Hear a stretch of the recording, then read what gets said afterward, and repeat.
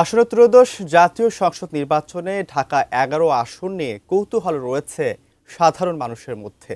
কারণ এই আসনে লড়ছেন এনসিপির আহ্বায়ক নাহিদ ইসলাম, তার প্রতিদ্বন্দ্বী দীর্ঘ কারাবরণকারী বিএনপির নেতা এম এ কাইয়ুম। কি ভাবছেন এই এলাকার মানুষ, প্রার্থীদেরই বা চ্যালেঞ্জ কি, জানাচ্ছেন নাজিয়া আফরিন। আধুনিক ঢাকার প্রাণকেন্দ্রে থেকেও ঢাকা ১১ আসনের এলাকাগুলোয় উন্নয়নের ছোঁয়া লাগেনি। বাড্ডা, রামপুরা, আফতাবনগর, বনশ্রী, মহানগর, ভাটারা থানা, নতুন বাজার, বাড়িধারা সংলগ্ন এলাকাগুলো মিলে এই আসন। গ্যাস, যানজট, অপরিকল্পিত রাস্তাঘাট, দুর্ভোগে এলাকাবাসী। ঢাকা ১১ আসনের অন্যতম প্রার্থী এনসিপির আহ্বায়ক নাহিদ ইসলাম। তরুণ এই নেতা ভোটারদের বাড়ি বাড়ি যাচ্ছেন, প্রতিশ্রুতি দিচ্ছেন দিন বদলের।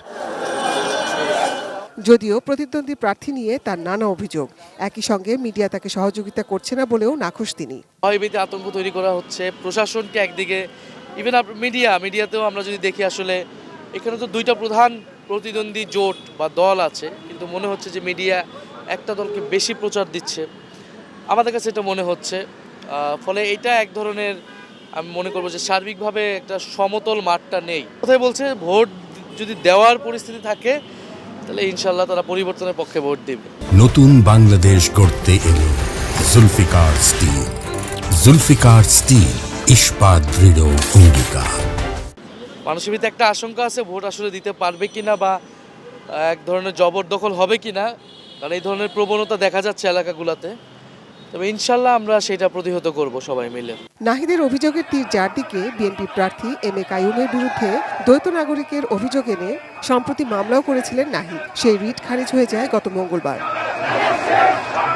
দীর্ঘ ১.৫ দশকে আওয়ামী লীগ আমলে কারা নির্যাতিত বিএনপি নেতা এম এ কাইয়ুম বলেন, জনগণের সমর্থন রয়েছে তার প্রতি, তবে ইলেকশন ইঞ্জিনিয়ারিং এর আশঙ্কা করছেন তিনি।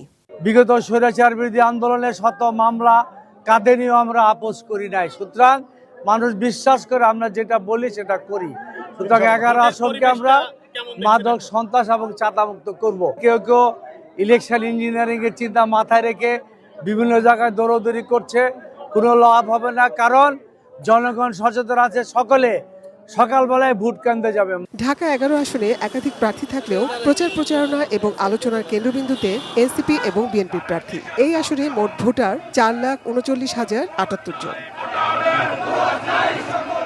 নাজিয়া আফরিন, এটি নিউজ, ঢাকা।